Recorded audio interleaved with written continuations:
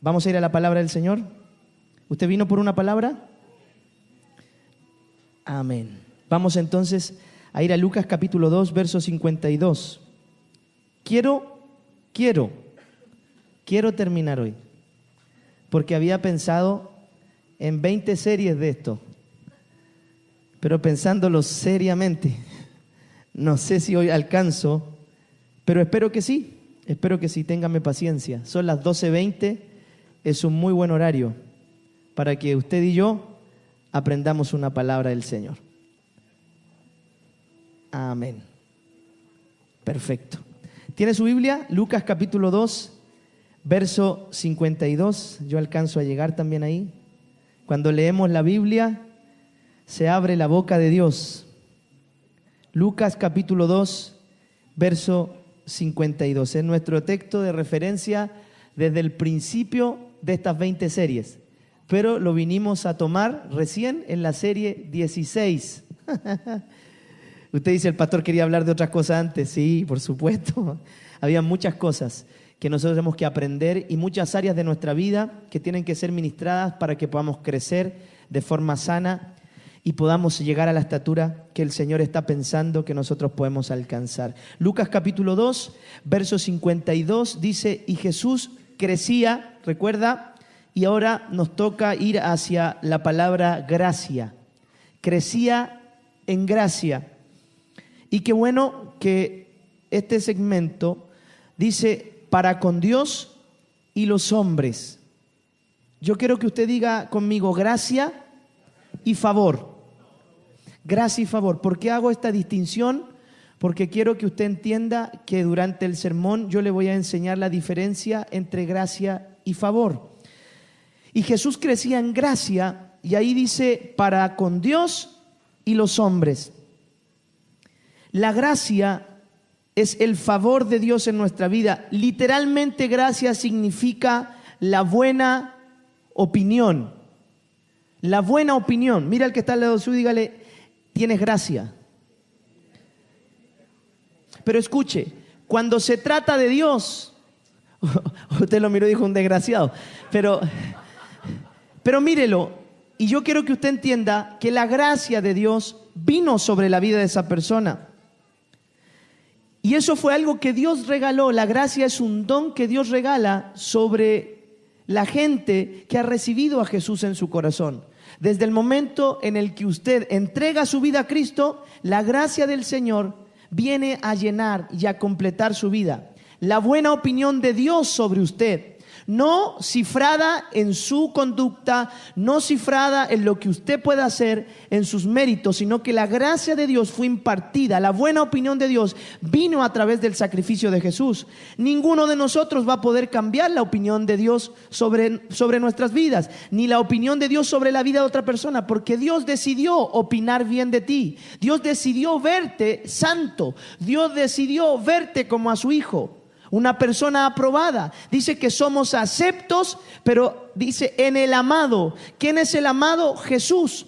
Todo lo que Jesús hizo en su sacrificio, todo lo que Jesús nos muestra a través de su ministerio, escuche, nos permitió acceder a la gracia de Dios. De su plenitud tomamos todos gracia sobre gracia.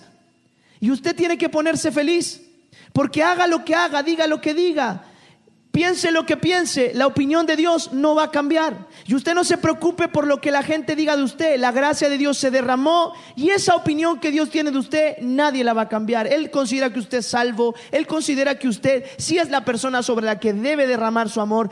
Él tiene buena opinión sobre nosotros. Y la Biblia dice que Jesús creció en ese deleite del Padre, que Jesús era deleitoso para el Padre, que el Padre opinaba bien de Jesús.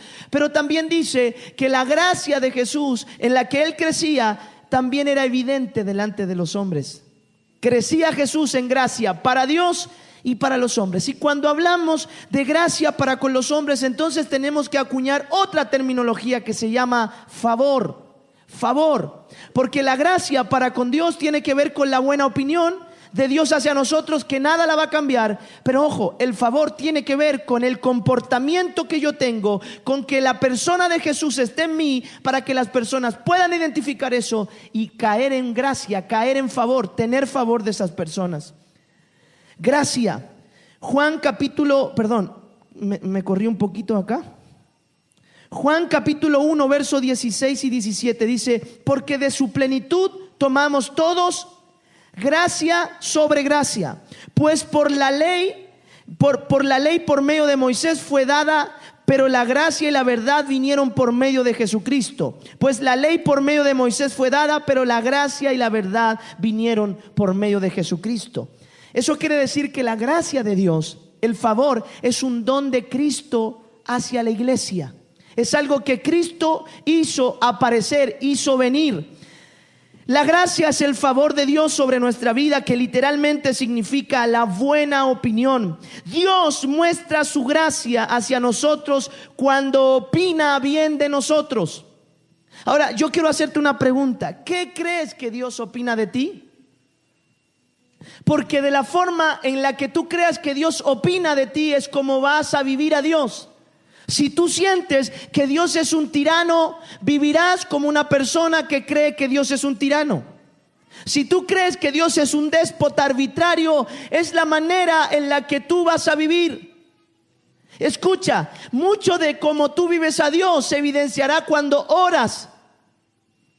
Como tú te acercas a Dios es la manera en la que se te ha revelado Dios, o la manera en la que tú crees que Dios es.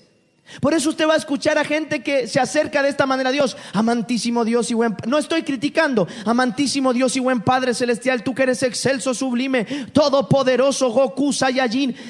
Porque esa es la forma en la que ellos ven a Dios. Si usted me pregunta, no es mejor que lo que otras personas hacen, pero para mí Dios es mi papá. Es tan cercano, es tan amoroso, es tan tierno. Y cuando usted escuche orar a una persona, va a ver cuál es la opinión que él cree que Dios tiene de él. Y yo vine a decirte que cuando la gracia de Dios se derramó sobre ti, tú recibiste el mejor regalo que podías recibir. Recibiste la buena opinión de Dios. Dios está feliz contigo. Dios está plácido contigo. Dios te ama con un amor que no vas a poder entender. Y cuando Él te mira, Él no te ve mal, no te ve malo. Él te ve a través de Jesús y te ve santo, te ve justo, te ve pleno. Es lo mejor que le puede haber pasado a Dios, a nosotros, que Dios haya derramado su gracia a través de Jesucristo en nuestras vidas. Dios opina bien de ti. No dejes que la gente levante argumentos que no tienen que ver con cómo Dios te ha definido. La gracia de Dios es un regalo inmerecido. Eso lo aprendimos en el discipulado. ¿Qué puedes hacer tú para que la gracia de Dios no te alcance? ¿Qué puedes hacer tú para que la opinión de Dios cambie? Simplemente la opinión de Dios sobre ti es amor, es deleite, es cuidado, es protección. Dios opina bien de ti y eso es un regalo. Dios muestra su gracia hacia nosotros cuando opina bien, pero contradictoriamente a la mente humana, Dios opina bien de nosotros gratuitamente. Dios habla bien de ti gratuitamente, porque si tuviera que hablar conforme a lo que tú haces, tendría que tener una opinión distinta a la que Él tiene. Pero ¿por qué opina bien? Y aquí es donde tú vas a afirmar tu vida en el Señor. ¿Por qué Dios opina bien de ti? Porque opina a través de Cristo.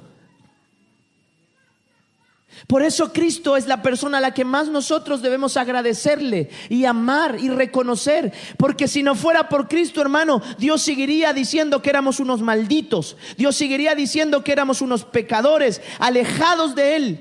Pero cuando Cristo vino, hermano, hizo posible que Dios opinara bien de nosotros. La buena opinión de Dios viene a través de los méritos de Jesús. En otras palabras, ¿qué debes hacer para que Dios te dé su gracia? ¿Qué debes hacer para que Dios opine bien de ti? ¿Qué debes hacer para ser más bueno? No significa qué debes hacer para ser más bueno, ni qué tienes que hacer, ni qué cosas más debes hacer para que Dios opine bien de ti. La gracia de Dios, escuche, es algo que simplemente usted debe disfrutar. La gracia de Dios es algo que usted debe disfrutar y no abusar. ¿Por qué? Porque la gracia de Dios, cuando se abusa, hermano, usted la ensucia. Y aquí me refiero a cuando esa gracia se tiene que transformar en favor hacia los hombres. Romanos capítulo 3 verso 24 dice que fuimos justificados gratuitamente por su gracia mediante la redención que es en Cristo Jesús.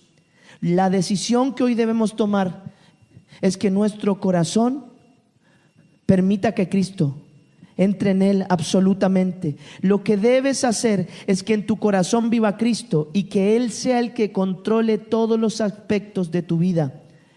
Porque no depende de nuestro esfuerzo, depende de Él mismo, de su amor y de su poder en nosotros. La gracia de Dios es la dependencia de Jesús, de su amor y de su poder en nosotros. Así vivimos la gracia, cuando dependemos de Cristo, de su amor y de su poder en nosotros. No podemos vivir en la gracia si no dependemos de Jesús, de su amor y de su poder en nosotros. Gálatas capítulo 2 verso 20. Voy avanzando rápido, creo que voy a poder terminar hoy. Con Cristo estoy juntamente crucificado. Ayúdeme a recitar. Y ya no vivo yo, Cristo vive en. Y lo que ahora vivo en la carne, lo vivo en la fe del Hijo de Dios, el cual me amó y se entregó a sí mismo por mí. Ese es un versículo que todos sabemos de memoria. Con Cristo estoy juntamente crucificado y ya no vivo yo, Cristo vive en mí. Y la vida que ahora vivo en la carne, la vivo en la fe del Hijo de Dios, el cual me amó y se entregó a sí mismo por mí. La gracia de Dios viene a través de la justificación del sacrificio de Jesucristo.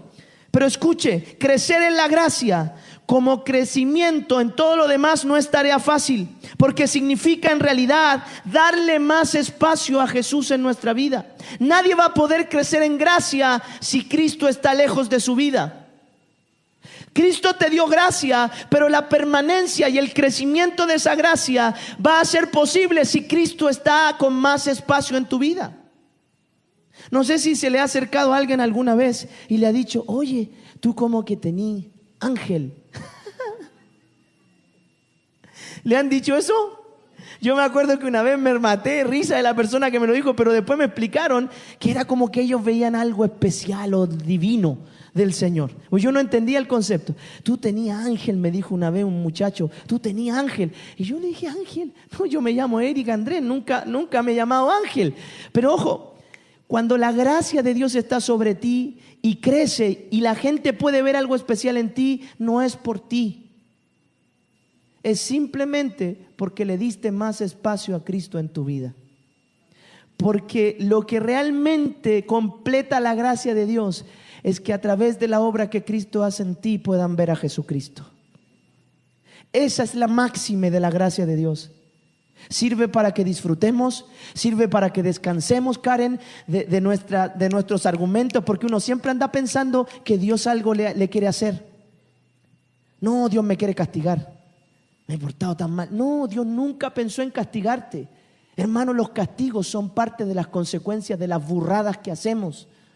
Déjese de culpar a Dios de los castigos. Estamos en el periodo de la gracia. Hoy es el tiempo del amor, de vencer a la gente por amor. Y si la gente sufre algún castigo, no, Dios te está castigando.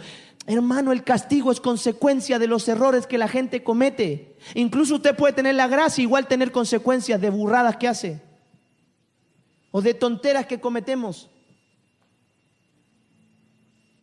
La gente que menos falla, porque no vamos a dejar nunca pecar, es la que ha entendido correctamente la buena opinión que Dios tiene de él. ¿Quiere más gracia para con Dios? La única forma en que Dios le haga crecer en gracia, en que la buena opinión del Señor persevere y crezca en usted, es que Cristo tenga más espacio en su vida. ¿Es Cristo el que controla sus pensamientos? ¿O usted se levanta en la mañana pensando que es cualquier cosa, una porquería? ¿O la mente de Cristo lo lleva a entender que usted es un príncipe, una princesa, un sacerdote, un rey del Señor, una nación santa, escogida? Cuando uno entiende la gracia de Dios, sabe y conoce su posición en Cristo, entiende que ya su condición no es el pecado, sino que la gracia inmerecida de Dios lo alcanzó y lo puso en un sitial de privilegio, no por sí mismo, sino porque Cristo está creciendo en usted.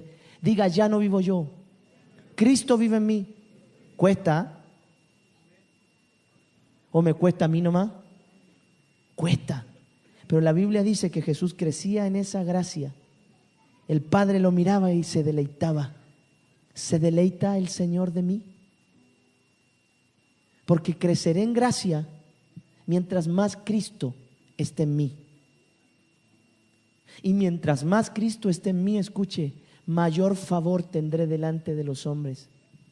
No estoy hablando de que todos te van a agarrar, te van a besar y te van a decir qué lindo que eres. No, no, no. Aceptación, credibilidad, reputación. Vamos a ser gente ilustre. Las personas van a opinar distinto a nosotros, pero no van a poder vencernos porque van a ver que el carácter de Cristo está en nosotros. Quiero avanzar un poquito más. La gracia de Dios nos desafía en nuestro crecimiento para con los hombres. Yo escuchaba a gente decir, a mí no me importa lo que la gente diga de mí. ¿Has escuchado a esa gente? ¿A esas personas? Bueno, aquí se le cayó la casita, porque la Biblia dice que Jesús no solo crecía en gracia para con Dios, sino que también con los hombres. Los religiosos lo rechazaban, le enervaba, hacían así con los dientes. ¿Sabe por qué? Porque Jesús no solamente tenía la buena opinión del Padre, sino que Él hacía vida la buena opinión del Padre. Él decía, lo que mi Padre me dice, eso yo hago. Si mi Padre me dice que yo haga bien las cosas, yo hago bien las cosas. Si mi Padre me envía para... Él vivía para agradar a papá. Y eso hacía que la gente normal, porque los religiosos son los que rechazan el favor, pero la gente normal... Hermano, cuando Dios está contigo te van a rechazar más los de la iglesia que la gente de afuera. Eso es una cosa de las que yo he aprendido. Dentro de la iglesia uno lo rechaza más que cuando va afuera de la iglesia. La gente de afuera ve el ángel en tipo. Pero la gente de adentro te rechaza. Pero te rechaza porque tiene problemas de inseguridad, porque hay envidia en sus corazones. Pero eso no quiere decir que la gracia de Dios y el favor de Dios no estén contigo. Dios nos desafía para que su gracia no solo sea la buena opinión de Dios en nosotros, sino para que también la gente opine bien de ti. Una de las enseñanzas más descuidadas hoy en la iglesia es que tenemos que aprender a tener el favor para con la gente. ¿Qué va a tener de bueno que sea cristiano si en la empresa todos te tienen mala?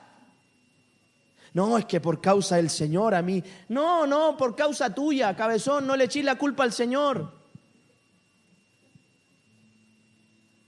No le eches la culpa al Señor. Cuando Cristo está en ti, la mayoría de las personas lo van a notar y les vas a caer en gracia.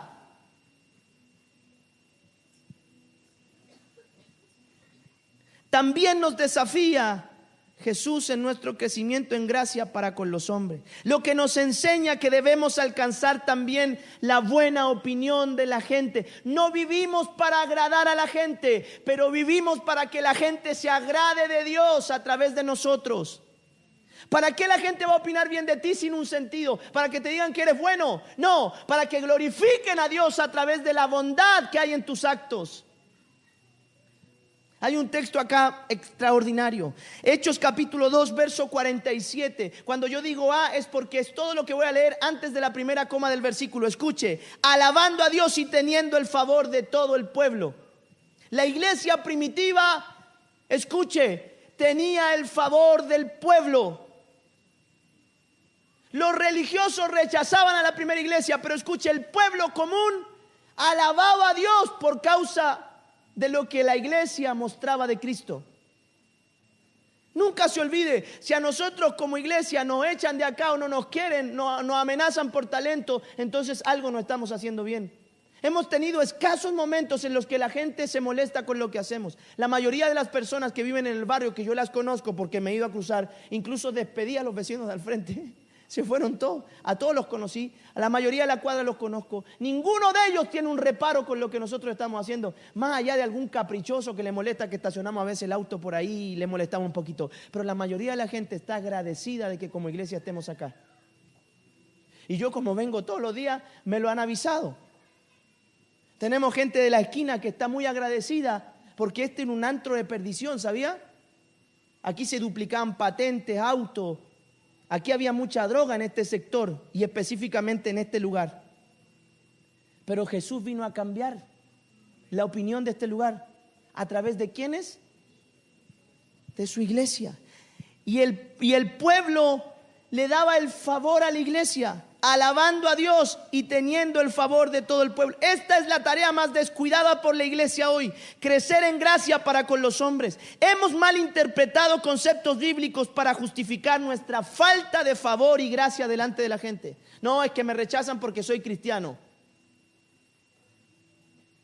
Escuche esto. Cuando Jesús iba, hasta la gente borracha, los perdidos, los mal habidos querían estar con Él. ¿Sabe por qué? Porque Él tenía favor. La gente opinaba bien de Él, no se sentían atacados por Él. Lo único que se sentían atacados eran los fariseos, los saduceos y los escribas.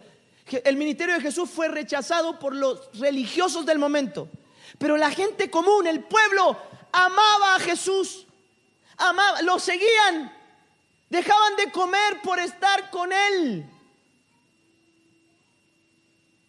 Es una buena tarea. Es una buena tarea. Porque ¿sabe qué? La iglesia poco evangelizaba al principio, la primera.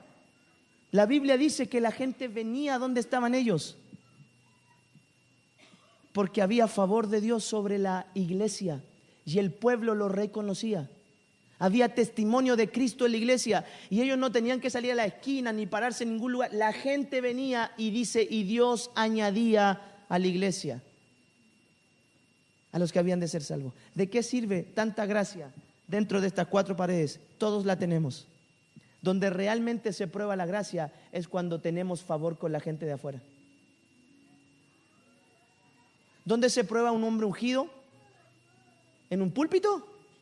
El hombre ungido se prueba cuando anda caminando por la calle.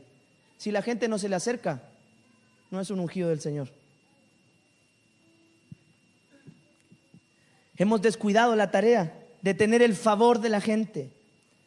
Crecer en gracia tiene que ver con agradar a Dios y su buena opinión, pero también con que la gente opine bien de nosotros. Mire lo que dice Proverbios, porque es luz antes de la nueva iglesia, del nuevo pacto. Proverbios 3, capítulo 1 al 4. Hijo mío, no te olvides de mi ley, y tu corazón guarde mis mandamientos, porque largura de días y años de vida y paz te aumentarán. Paz. Verso 3.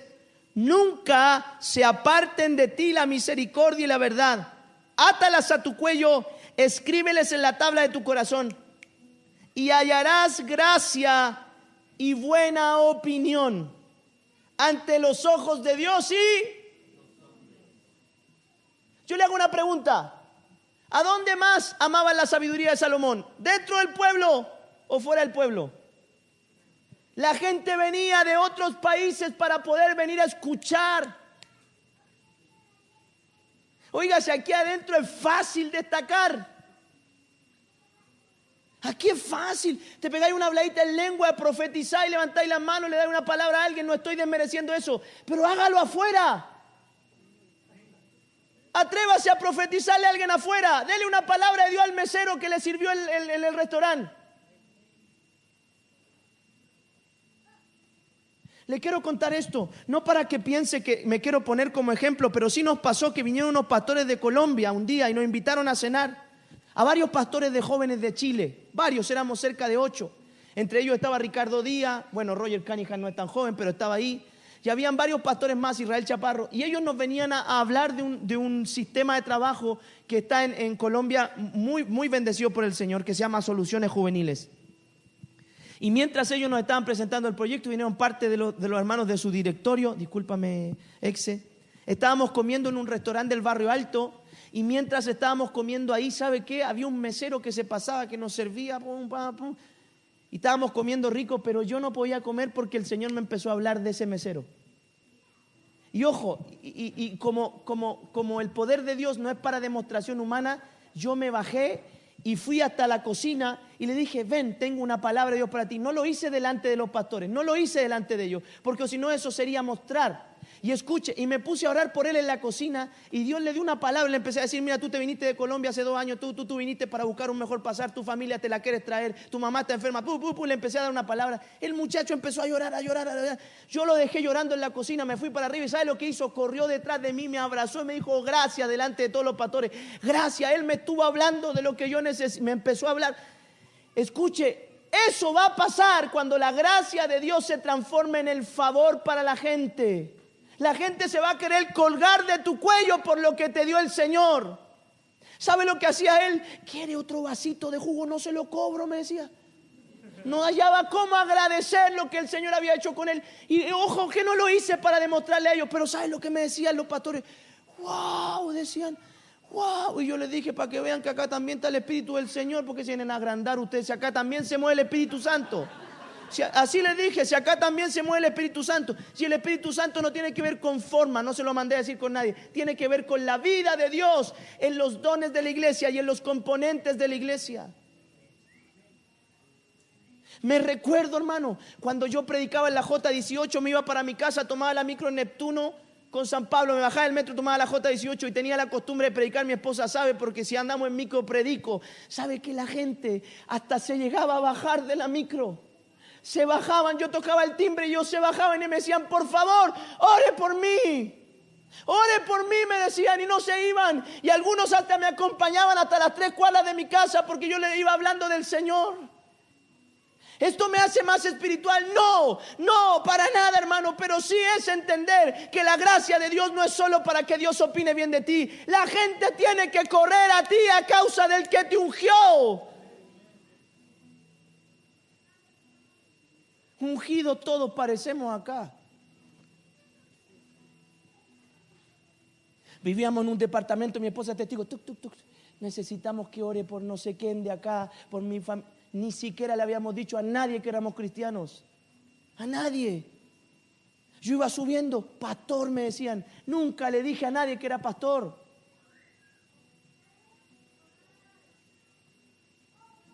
Dios opina bien de ti. ¿Sí o no? Dios opina bien de ti. Bueno, la tarea se completa con que la gente opine bien de ti para que honren a Dios. Salomón dijo, para que hayas gracia y buena opinión delante de Dios. ¿Sabe que yo conozco barrios en donde he llegado perdido a visitar a una familia? Y pregunto en nuestra casa, oiga, ¿sabe dónde vive tal persona? Ah, la evangélica, la pesada, la vieja amargada. Esa es la opinión que la gente tiene de ese hermano o de esa hermana. Ah, ¿dónde viven esos que le echan la bronca a todo? Usted se ríe porque más de alguna vecina tiene así, po. Se enteró que era evangélica cuando opinaron mal de ella. Pero la Biblia dice que la primera iglesia tenía la gracia del Señor y todo el pueblo daba gloria a Dios por ellos. Jesús tenía ese favor. Un día agarraron a la mamá y le dijeron, benditos sean tus pechos que le diste de mamar a ese.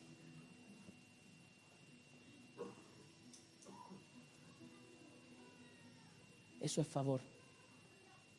Que la gente opine bien de ti, pero para glorificar al Señor. Y para que si el Señor te ungió, corran a ti a causa del que te ungió. Crecer en gracia es un regalo del Señor. Pero el favor es para los que saben dónde están parados y para los que cuidan lo que Dios les dio. Piense, medite.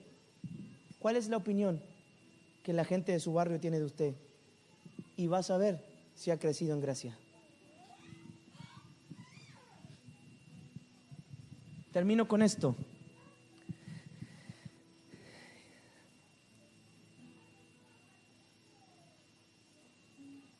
Y Jesús crecía en gracia y en sabiduría para con Dios y los hombres.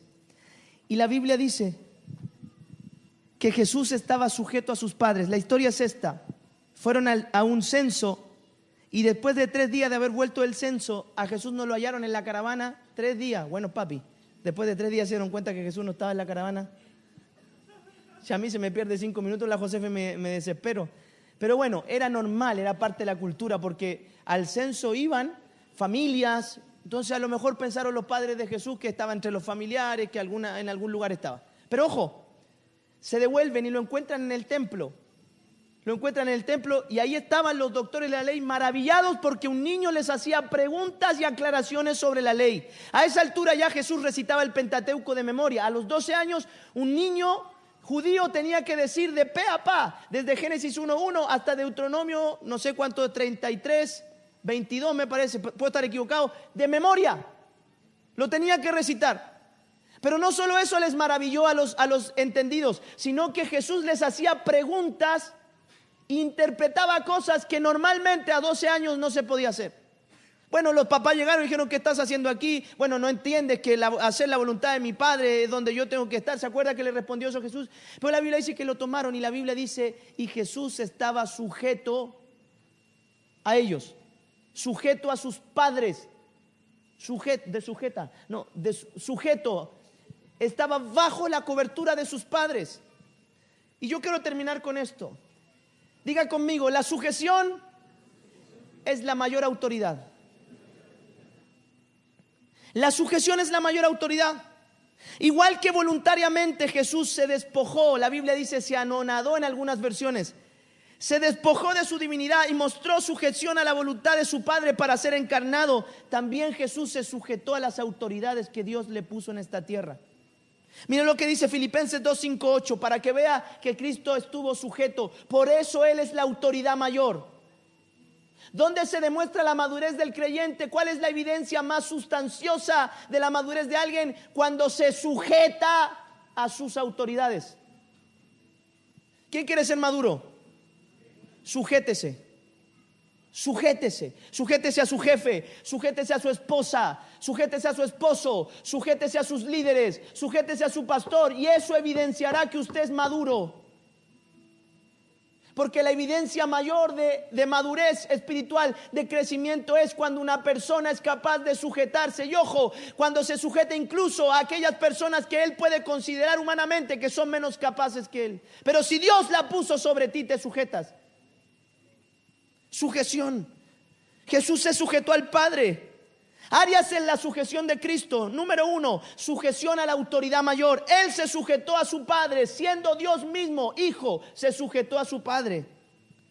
Filipenses 2 dice, haya pues en vosotros este sentir. ¿En quién tiene que estar el sentir de sujeción? Yo debo ser como Cristo, hermano. Y si Cristo fue sujeto y alcanzó madurez, yo debo sujetarme. Yo debo sujetarme a los consejos que me dan, a la compañía pastoral, a la compañía de liderazgo, a la compañía de mis padres. Yo debo estar sujeto a las autoridades que Dios me dio. Primero, a la mayor, que es Dios. Este sentir estaba en Cristo, el cual, siendo en forma de Dios, no estimó el ser igual a Dios como cosa a la que aferrarse, sino que se despojó a sí mismo, tomando forma de siervo, hecho semejante a los hombres, y estando en la condición de hombre, se humilló a sí mismo, haciéndose obediente hasta la muerte, y hasta la muerte de cruz. En sencillas palabras, el plan de Dios para Jesús en la cruz era un plan que se tenía que llevar a cabo a través de una palabra muy fuerte que la gente no quiere vivir, que se llama sujeción. ¿Cómo pudo Cristo llegar a la cruz?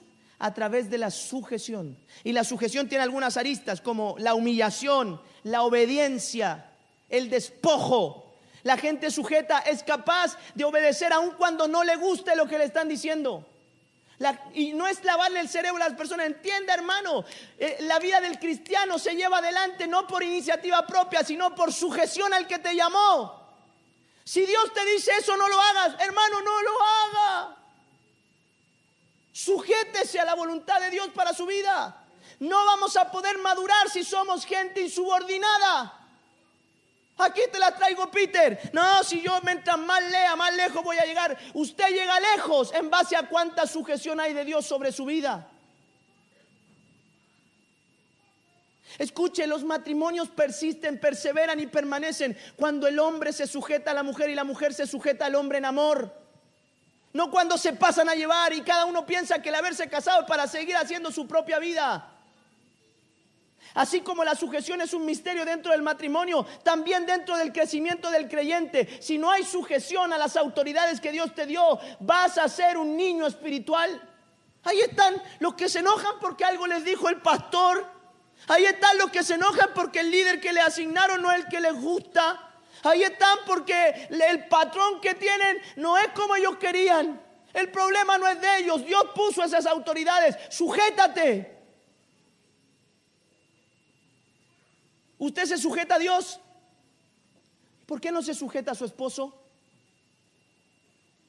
Si la Biblia dice que debemos ver a Dios a través de mi esposo, es que parece más diablo. Pero oiga, sujétese. ¿Cómo hago yo para sujetarme a mi jefe? Es una autoridad que Dios puso. ¿Qué tiene que andarle haciendo usted? Lucha interna ahí, quebrándole la empresa. Trabaje, sujétese al horario, llegue a la hora, salga a la hora que es, no ande dando vuelta cuando el jefe le asigna una labor, hágalo, sujétese. La sujeción es la evidencia de madurez. Sujeción no solo a la autoridad mayor, sino también a las autoridades puestas por Dios. Así Jesús voluntariamente se sumisa a sus padres para cumplir el mandato de honrar padre y madre. Recordemos que Jesús en su vida cumplió plenamente la ley. Dice, y estaba sujeto a ellos. O sea, la palabra de María contaba para Jesús. La palabra de José contaba para Jesús. Estaba sujeto, estaba bajo cobertura de sus padres. Jesús era Dios, pero Dios planeó para él padre y madre. Y hay cabros que salen a la hora que quieren, vuelven a la hora que quieren y de repente se acuerdan de avisarle al papá. A mí me costó entenderlo hasta que mi papá un día me sentó y me dijo, si tú vas a la iglesia, las puertas de la casa están abiertas hasta la hora que tú quieras, pero llegas a dormir. Pero si vas a la casa de tu novia, a la J tienes que llegar a las 11 de la noche, porque si no te cierro la puerta y te caes afuera. Oh, que me enojé, pero lo entendí, porque yo tenía que estar sujeto a mis padres. Por eso a nosotros nos interesa.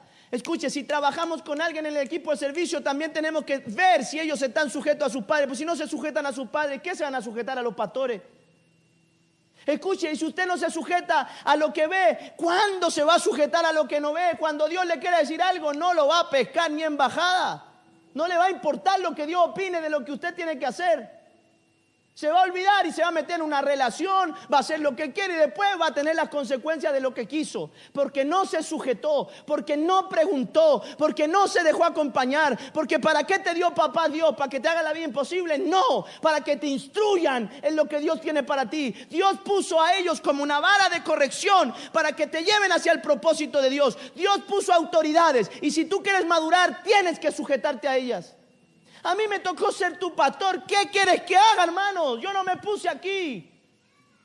Pero si no te sujetas al pastor que Dios puso acá, no vas a poder crecer en lo que Dios tiene para ti. 14 años, se los digo con honestidad a los que me conocen, sujeto a mi pastor. Mi pastor me decía, no va para allá, no voy.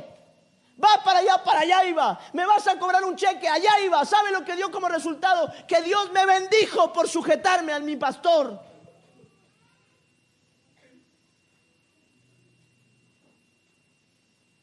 Cuidado los que andan haciendo lo que quieren. Una vida sin sujeción es una vida deliberada que te encamina hacia el pecado. Te va a ir más bien siendo sujeto. Escuche, te va a ir más bien siendo sujeto. Ah, pastor, es que yo puedo ir para allá, puedo ir para acá. Yo no le voy a dar permiso para nada, hermano. Simplemente le voy a colaborar en algunas cosas. Por eso cuando usted va a otra iglesia, pregunte, pastor, ¿sabe que quiero ir allá?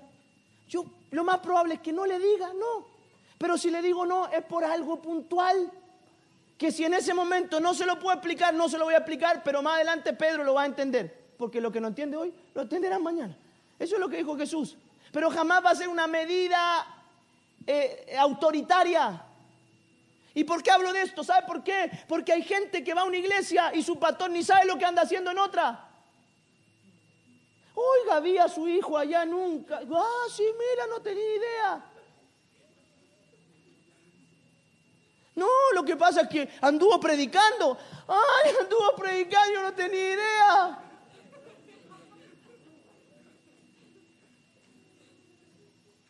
Capaz que hay alguien que no piensa como yo. Yo creo que vivir bajo cobertura es lo más importante. Pregúnteme, yo tengo por lo menos 4 o 5 pastores que siempre están pendientes. Y nos reunimos específicamente con un pastor los lunes para contarle lo que hacemos y para que ellos nos corrijan si estamos haciendo mal. Porque todos necesitamos sujetarnos. Todos necesitamos sujetarnos a alguien.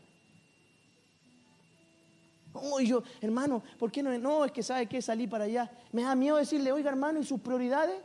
Tiene que venir a la casa de Dios. A uno le da miedo porque el hermano, ¿cómo es eso, pastor? ¿Qué me está diciendo?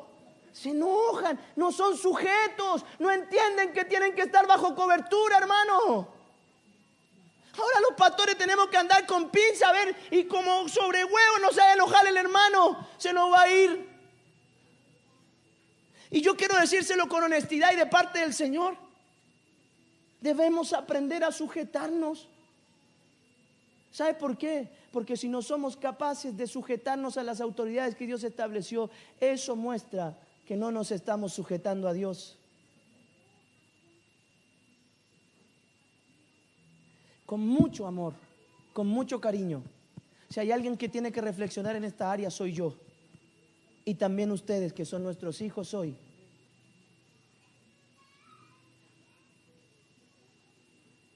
Todos necesitamos gente que nos cubra. Todos necesitamos gente que nos cubra. Todos. Hay personas que vienen y me dicen, pastor, ¿sabe que voy a visitar tal iglesia? Y uno está tranquilo. ¿Por qué? Porque sabe dónde andan sus hijos. No voy a venir a asombrarme de nada cuando me digan, allá estuvo tal hermano. No hay problema con eso. Pero hermano, cuéntenos para estar orando. Cuéntenos lo que va a hacer, no para decirle lo que tiene que hacer, para acompañarlo en lo que va a hacer, porque yo supongo que antes se lo preguntó al Señor. Porque si usted va a hacer algo y yo lo voy a acompañar en eso, yo pretendo que se lo haya preguntado a Dios, porque si no me hace orar en vano. ¿Para qué me hace orar por lo que no le preguntó a Dios? Dios no se lo va a dar, po. No se lo va a dar. No me haga perder mi tiempo. Si usted va a venir a decirme que se va a meter en un proyecto, que sea algo que ya le preguntó antes a Dios para que no tengamos problemas. Mire que después andarlo recogiendo con espátula duele, pues hermano. Si uno sufre cuando usted sufre, cuando se pega un golpe usted cree, y yo le dije, no, uno sufre como pastor. Uno sabe que las decisiones que están tomando ciertas personas son erróneas y uno trata de una manera de decirle, no imponérselo, y las personas vuelven a hacer lo que quieren. No están sujetas. Primero a Dios, a su palabra y a las personas que Dios puso sobre ellos. Jesús demostró sujeción en todas las áreas, al Padre, a sus padres terrenales. Escuche, Jesús tenía 30 años y ¿sabe cómo le decían? El carpintero. ¿Por qué? Porque su papá trabajaba en la carpintería y Jesús no andaba dando la hora como nosotros, andaba ayudando al papá en la carpintería. El papá le decía, ven a pegar un clavo acá, iba y pegaba un clavo allá, anda y lleva la mesa allá, anda a entregar así andaba. Por eso le decían el carpintero, porque su padre lo hizo que se sujetara.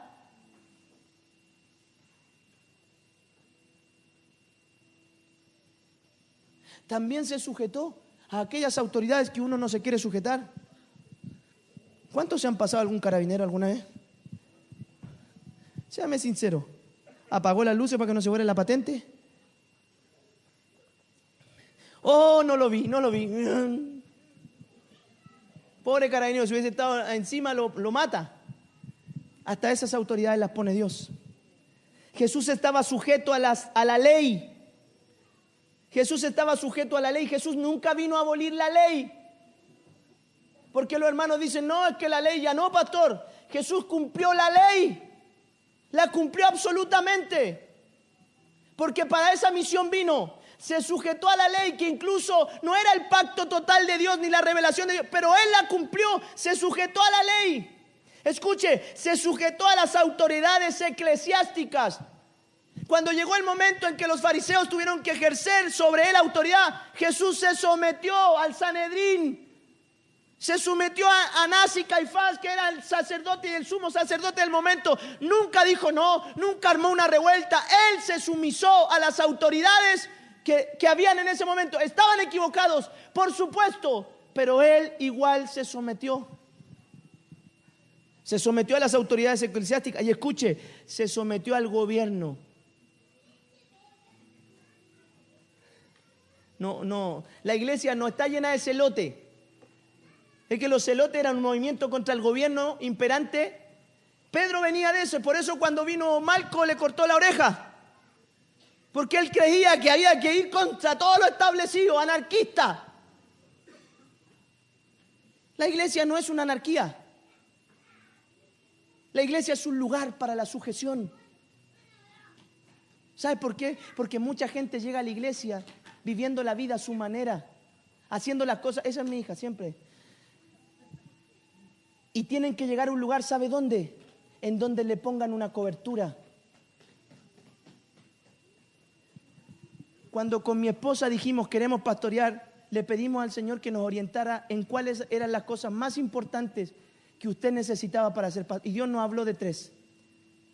Un pastor tiene palabra para la iglesia, palabra para la oveja. Un pastor guía a la oveja y un pastor cubre a la oveja. Si alguien no tiene esas 3 realidades como pastor sobre otra persona, no es su pastor. Si usted solo viene para que su pastor le ponga la bendición final, para el negocio que usted quiere hacer, que ni le preguntó a Dios, no es su pastor. Porque usted le va a preguntar a su pastor, pastor, ¿y qué piensa de esto? Vamos a orar, hijo. Y Dios nos va a guiar. Pero yo a menudo me entero de lo último. Hasta otros hermanos saben más que yo de usted. Buena esa. Y de repente dicen, yo supongo que el pastor está orando por mí.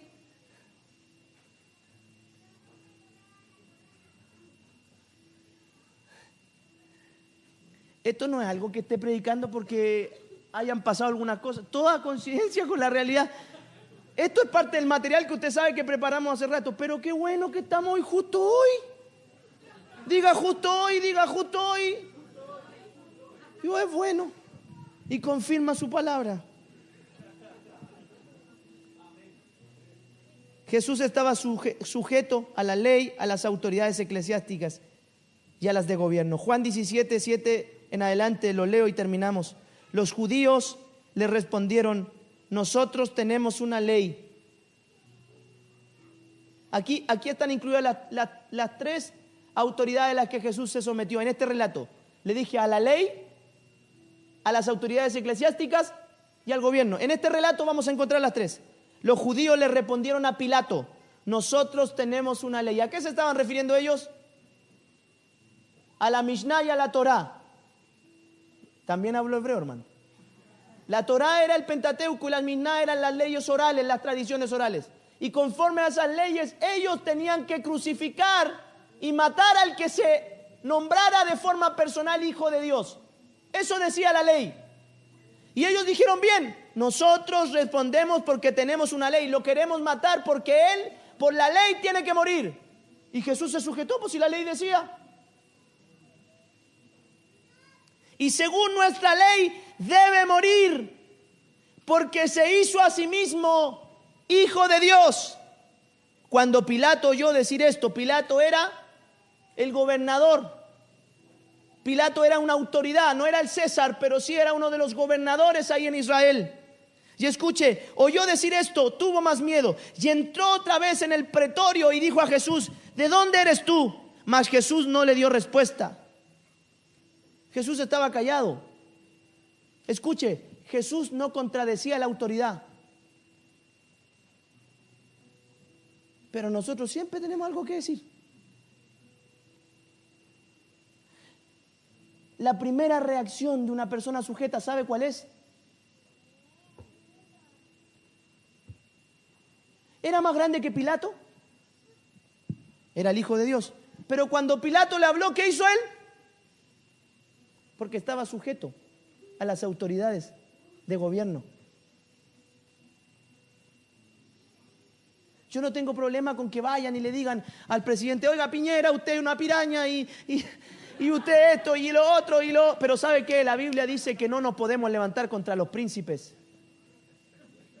Porque distinto es que usted vaya a una sesión privada con el presidente y le dé una palabra del Señor.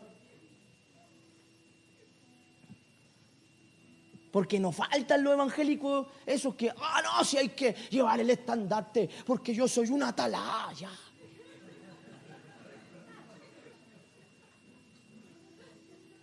Pida una entrevista con el presidente. Escuche, si usted tiene algo que decirle al presidente, le van a dar la entrevista. Porque se sujetó a los conductos que ellos tienen. Yo he estado con alcaldes, con ministros, sentados.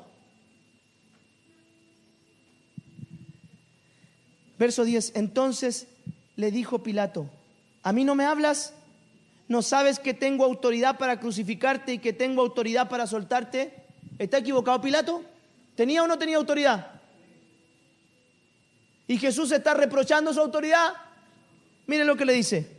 Respondió Jesús: ninguna autoridad tendrías contra mí si no te fuera dada de arriba. Qué impresionante.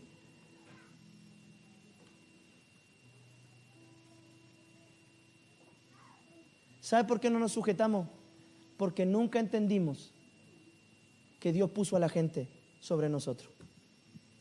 Y ese no es el lío de Dios, es el lío nuestro. Hay gente que odia a sus padres. Yo entiendo que a lo mejor te hicieron daño, pero Dios los puso como padres.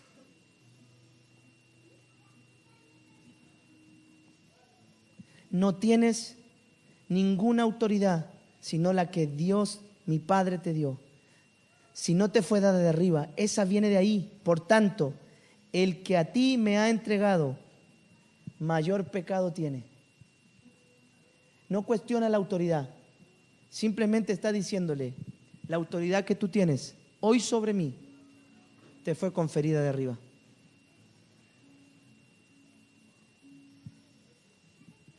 El otro día vino un hermano y me dijo: pastor, ore por mí.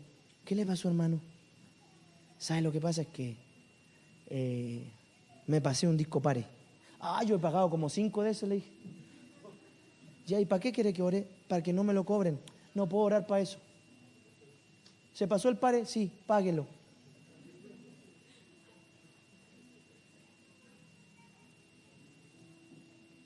¿En serio?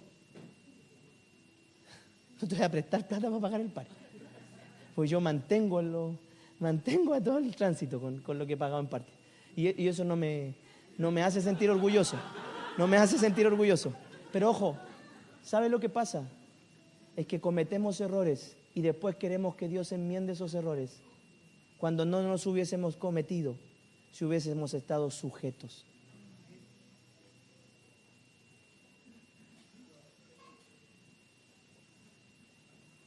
Porque la evidencia mayor de madurez es la sujeción. Yo debería haberle hecho caso a mi papá. Tienen aquí la frente roja, pero así, moralla. Yo debería haberle dicho: el pastor tenía razón. Si mi jefe me dijo. ¿Por qué no se ahorra él y se sujeta? Porque después, si algo sale mal, usted puede decirle: Señor, yo me sujeté.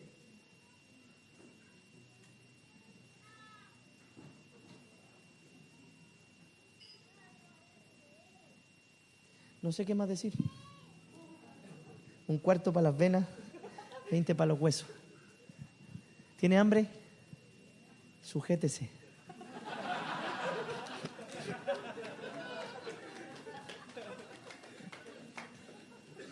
No tengo toddy, pero tenemos palabra del Señor. Queremos que nos vaya bien. Queremos que nos vaya bien. Y para que nos vaya bien debemos sujetarnos.